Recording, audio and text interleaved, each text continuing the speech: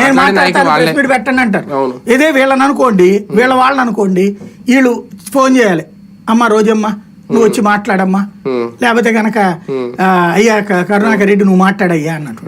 వాళ్ళకాళ్ళు చొరవ తీసుకోవట్లా, పార్టీ చెప్తే చేద్దాంలే, మన విలువ తెలియాలి కదా. ఇప్పుడు అందరూ జగన్కి నా విలువ తెలియాలనుకుని అందరూ జగన్ ఒడగొట్టారు, ఎవరికాళ్ళు సొంత కార్యకర్తలు.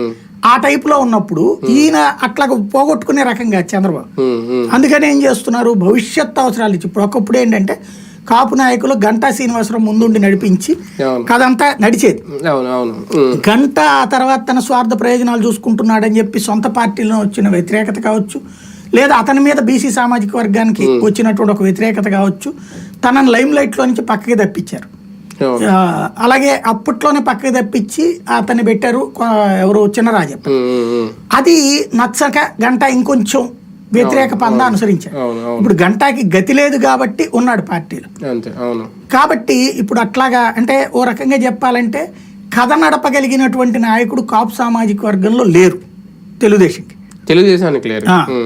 అది అట్లాగా ఇప్పుడు కాపుల్లో కథ నడపగలిగినటువంటి నాయకుడుగా పవన్ కళ్యాణ్ ఎమర్జ్ అయిపోయాడు.